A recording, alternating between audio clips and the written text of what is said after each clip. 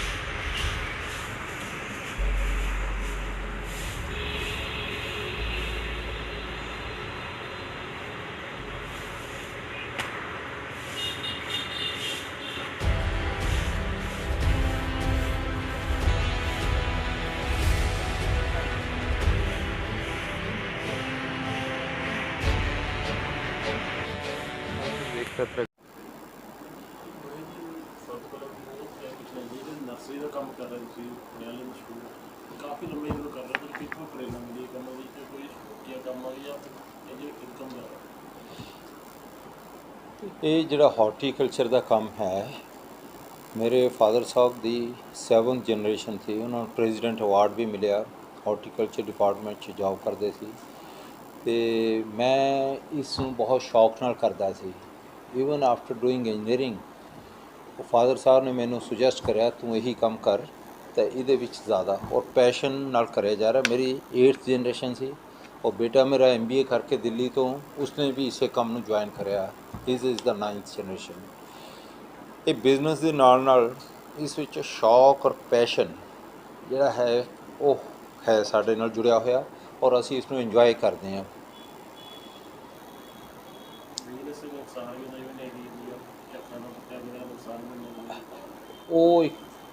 ਉਹ ਜਨਰਲ ਹੈ। ਹੁਣੇ ਪਿਛਲੀ 10 ਤਰੀਕ ਨੂੰ ਜਿਹੜਾ ਇੰਨਾ ਜ਼ਿਆਦਾ ਤੂਫਾਨ ਆਇਆ ਸਾਡੀ ਪ੍ਰੋਡਕਸ਼ਨ ਫੈਸਿਲਿਟੀ ਹੈ ਬਹਾਦਰਗੜ੍ਹ, ਉੱਥੇ ਘੱਟ ਤੋਂ ਘੱਟ 15-18 ਲੱਖ ਦੇ ਪਲਾਂਟਸ ਤੇ ਸ਼ੈਡਸ ਔਰ ਸਾਰੀ ਚੀਜ਼ ਦਾ ਡੈਮੇਜ ਹੋ ਗਿਆ, ਜਿਸ ਨੂੰ ਸਾਨੂੰ ਦੁਬਾਰਾ ਰਿਵਾਈਵ ਕਰਨ ਵਾਸਤੇ 1 ਮੰਥ ਵਿੱਚ ਉਹ ਸੈੱਟ ਹੋਣਾ ਹੈ। ਔਰ ਜਿਹੜੇ ਪਲਾਂਟ ਡੈਮੇਜ ਹੋ ਗਏ ਉਹਨਾਂ ਦਾ ਤਾਂ ਰਿਕਵਰੀ ਹੈ ਹੀ ਨਹੀਂ। ਇਹ ਚੀਜ਼ ਤਾਂ ਅਨਅਵੋਇਡੇਬਲ ਹੈ ਔਰ ਇਸ ਦਾ ਕੋਈ ਇੰਸ਼ੋਰੈਂਸ ਕੰਪਨੀ ਵੀ ਨਹੀਂ ਕਰਦੀ, ਨਾ ਕੋਈ ਬੈਂਕ ਸਾਨੂੰ ਸਪੋਰਟ ਕਰਦੇ ਆ, ਨਾ ਗੌਰਮੈਂਟ ਦੀ ਤਰਫ ਤੋਂ ਹੈ। ਉਹਦਾ ਕੋਈ ਹੱਲ ਨਹੀਂ ਹੈ। ਇਹ ਬੜਾ ਡਿਸਕਰੇਜਿੰਗ ਹੁੰਦਾ ਜਾਂਦਾ ਹੈ, ਬਟ ਇੱਕ ਫੇਸ ਕਰਨਾ ਹੀ ਪੈਂਦਾ ਹੈ।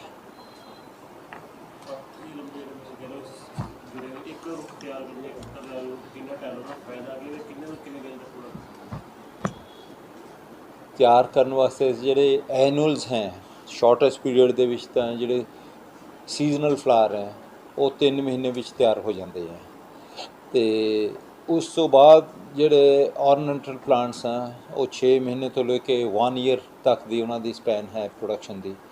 ਗਰੋਨ ਅਪ ਪਲਾਂਟ ਉਹਨਾਂ ਨੂੰ ਅੱਗੇ ਡਿਵੈਲਪ ਕਰਨਾ ਹੈ ਉਹ 2 ਤੋਂ 5 ਸਾਲ ਵਿੱਚ ਹੁੰਦੇ ਹੈ ਅਤੇ ਜਿਹੜੇ ਬੌਨਸਾਈਜ਼ ਹੈ ਉਹ ਤਾਂ 5 ਤੋਂ 15 ਸਾਲ 20 ਸਾਲ ਦਾ ਸਪੈਨ ਹੈ, ਅਲੱਗ-ਅਲੱਗ ਹੈ ਅਤੇ ਇਹ ਕੋਈ ਫਿਕਸ ਨਹੀਂ ਕਹਿ ਸਕਦੇ ਕਿ ਕਿੰਨਾ ਟਾਈਮ ਲੱਗਦਾ।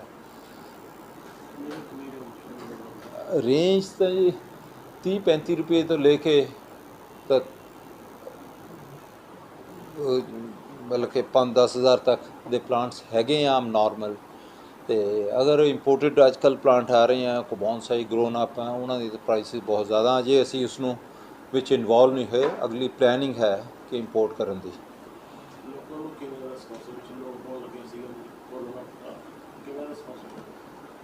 ਇਹ ਕਰੋਨਾ ਦੇ ਦੌਰਾਨ ਔਰ ਲਾਕਡਾਊਨ ਦੇ ਦੌਰਾਨ ਬਹੁਤ ਇੱਕ ਸਿਨੇਰੀਓ ਚੇਂਜ ਹੋਇਆ। ਲੋਕਾਂ ਨੂੰ ਐਨਵਾਇਰਨਮੈਂਟ ਦੀ ਔਰ ਪੋਲਿਊਸ਼ਨ ਦੀ ਜਿਹੜੀ ਹੈ ਨੁਕਸਾਨ ਅਤੇ ਅੱਛੇ ਇਨਵਾਇਰਨਮੈਂਟ ਦੀ ਇੰਪੋਰਟੈਂਸ ਦਾ ਪਤਾ ਲੱਗਿਆ। ਔਰ ਉਹਨਾਂ ਨੇ ਇਹ ਵੀ ਫੀਲ ਕਰਿਆ ਫਲਾਵਰਸ ਔਰ ਪਲਾਂਟਸ ਆਰ ਦੀ ਬੈਸਟ ਫਰੈਂਡਸ।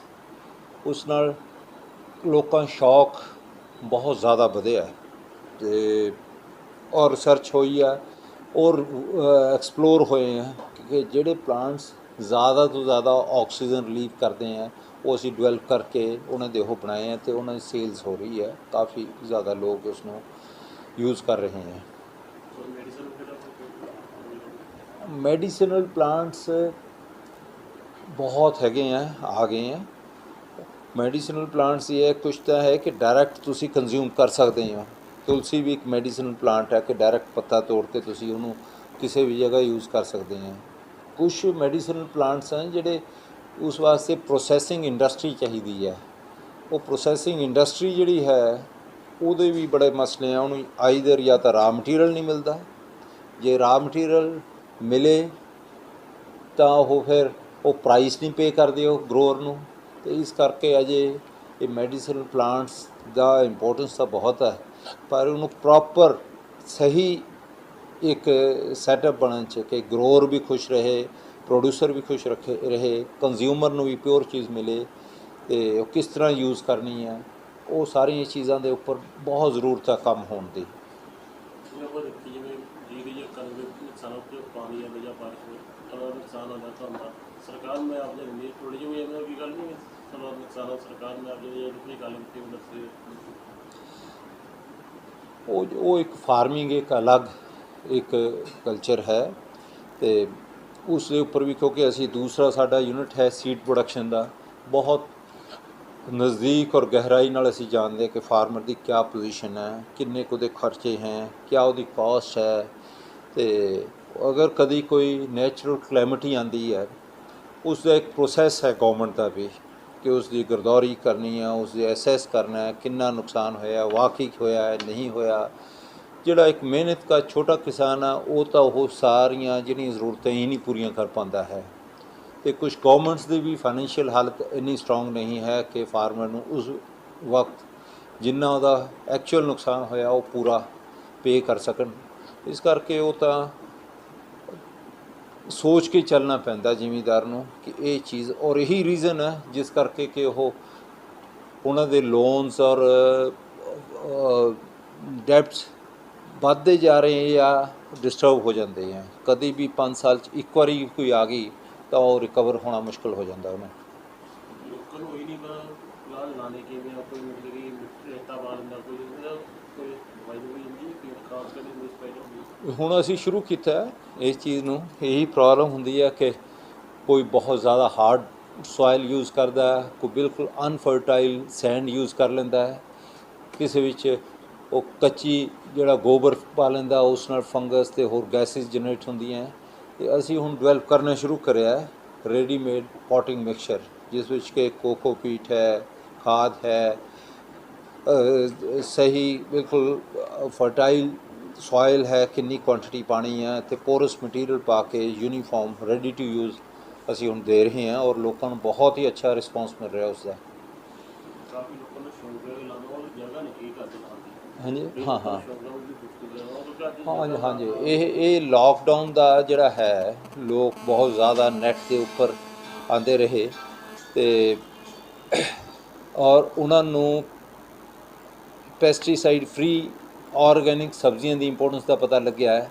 ਅਤੇ ਉਸ ਨਾਲ ਅਸੀਂ ਇਹ ਡਿਵੈਲਪ ਕਰਿਆ ਕਿ ਜਿਹੜੇ ਲੋਕਾਂ ਕੋਲ ਘਰਾਂ 'ਚ ਥਾਂ ਨਹੀਂ ਹੈ ਉਹ ਟੈਰਿਸ ਗਾਰਡਨ ਆਪਣਾ ਬਣਾ ਸਕਦੇ ਹਾਂ। ਅਤੇ ਉਸ ਵਾਸਤੇ ਅਸੀਂ ਗਰੋ ਬੈਗਸ ਅਰੇਂਜ ਕਰੇ ਹਾਂ। ਉਸ ਨੂੰ ਫਿਰ ਡੈਮੋਸਟ੍ਰੇਟ ਵੀ ਕਰਦੇ ਹਾਂ ਕਿ ਕਿਸ ਤਰੀਕੇ ਨਾਲ ਉਹਨਾਂ ਦੇ ਵਿੱਚ ਈਵਨ ਆਪਣੇ ਘਰ ਦੇ ਵਿੱਚ ਛੱਤ ਦੇ ਉੱਪਰ ਜਿੱਥੇ ਧੁੱਪ ਆ ਰਹੀ ਹੈ ਔਰ ਪਾਣੀ ਦੀ ਫੈਸਿਲਿਟੀ ਹੈ ਉਹ ਰੱਖ ਕੇ ਆਪਣੀ ਫੈਮਿਲੀ ਦੀ ਜ਼ਰੂਰਤ ਜਿੰਨੀ ਸਬਜ਼ੀ ਉਹ ਆਪਣੇ ਹੀ ਘਰ ਪ੍ਰੋਡਿਊਸ ਕਰ ਸਕਦੇ ਹਾਂ। ਉਹ ਇੱਕ ਫੈਸਿਲਿਟੀ ਅਸੀਂ ਡਿਵੈਲਪ ਕਰੀ ਹੈ ਔਰ ਲੋਕਾਂ ਨੂੰ ਐਜੂਕੇਟ ਕਰ ਰਹੇ ਹਾਂ ਉਸ ਬਾਰੇ। ਕੀਮਤ ਕਿੰਨੀ ਕੁ ਹੋਊਗੀ ਉਹਦੀ, ਕੀ ਦੱਸੋ? ਕੀਮਤ ਕੋਈ ਜ਼ਿਆਦਾ ਨਹੀਂ ਹੈ, ਕੁਛ ਵੀ ਨਹੀਂ ਹੈ। ਸੀਡ ਦਾ ਪੈਕਟ 15-20 ਰੁਪਏ ਦਾ ਮਿਲ ਜਾਂਦਾ ਹੈ। ਉਹ ਗਰੋਅਰ ਬੈਗ ਹੈ ਜਿਹੜੇ ਛੋਟੇ ਤੋਂ ਲੈ ਕੇ ਬੜੇ ਤੱਕ, ਲੱਗੇ 50 ਰੁਪਏ ਤੋਂ ਲੈ ਕੇ 150-200 ਰੁਪਏ ਤੱਕ ਹੁੰਦਾ ਉਹ ਕਰਕੇ ਇੱਕ ਵਾਰੀ ਉਹ 5 ਸਾਲ ਦੀ ਉਸਦੀ ਲਾਈਫ ਹੈ। ਉਹ ਬਾਰ-ਬਾਰ ਹਰ 6 ਮਹੀਨੇ ਬਾਅਦ ਦੁਬਾਰਾ ਖਾਦ ਪਾ ਕੇ ਹੋਰ ਆਪਣੀ ਸਬਜ਼ੀ ਉਹ ਗਰੋ ਕਰ ਸਕਦੇ ਹੈ ਆਪਣੇ ਘਰਾਂ 'ਚ।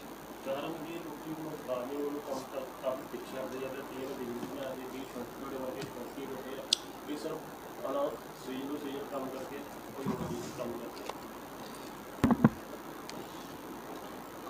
ਕਾਰਨ ਇਹੀ ਹੈ ਕਿ ਫਾਰਮਿੰਗ ਜਿਹੜੀ ਹੈ ਸਕਸੈਸ ਤਾਂ ਹੀ ਹੈ ਅਗਰ ਵੱਡੇ ਸਪੈਨਸ ਹੋਣ, ਏਰੀਆਜ਼ ਵੱਡੇ ਹੋਣ, 50 ਏਕੜ ਪਲੱਸ ਕਮ ਸੇ ਕਮ ਹੋਵੇ। ਉਹ ਫਿਰ ਆਟੋਮਾਈਜੇਸ਼ਨ ਵੀ ਕਰ ਸਕਦਾ ਹੈ, ਲੇਬਰ ਨੂੰ ਵੀ ਸਕਿਪ ਕਰ ਸਕਦਾ ਹੈ, ਆਪਣੀ ਸਟੋਰੇਜ ਫੈਸਿਲਿਟੀ ਬਣਾ ਸਕਦਾ ਹੈ, ਆਪਣੀ ਵੈਲਿਊ ਐਡੀਸ਼ਨ ਪ੍ਰੋਡਕਟ ਦੀ ਕਰ ਸਕਦਾ ਕਰੇ, ਤਾਂ ਸਰਵਾਈਵਲ ਹੈ।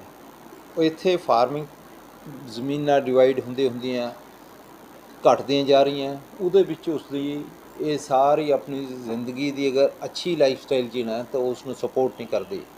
ਫਿਰ ਉਸ ਨੂੰ ਵਧਾਉਣ ਵਾਸਤੇ ਉਹ ਕਿਤੇ ਬੈਂਕ ਤੋਂ ਡੈਪਟਸ ਲੈ ਲੈਂਦਾ ਹੈ। ਉਹੀ ਕੰਟਰੋਲ ਕਰਨ 'ਚ ਕੋਈ ਇੱਕ ਨੈਚੁਰਲ ਕਲੈਮਿਟੀ ਆ ਗਈ ਜਾਂ ਕੋਈ ਗਲਟ ਹੋ ਗਿਆ ਪ੍ਰੋਡਕਸ਼ਨ ਦਾ, ਪ੍ਰਾਈਸ ਨਾ ਮਿਲੀ, ਤਾਂ ਫਿਰ ਉਹ ਇੱਕ ਵਾਰੀ ਡਿਸਟਰਬ ਹੋਇਆ ਉਹਦਾ ਸਾਈਕਲ, ਫਿਰ ਉਹ ਕਦੀ ਸੈੱਟ ਆਉਂਦਾ ਹੀ ਨਹੀਂ ਹੈ। ਇਸ ਕਰਕੇ ਫਿਰ ਉਹ ਸਭ ਛੱਡ ਕੇ ਫਾਰਮਿੰਗ ਤੋਂ ਪਿੱਛੇ ਹਟ ਜਾਂਦਾ ਹੈ।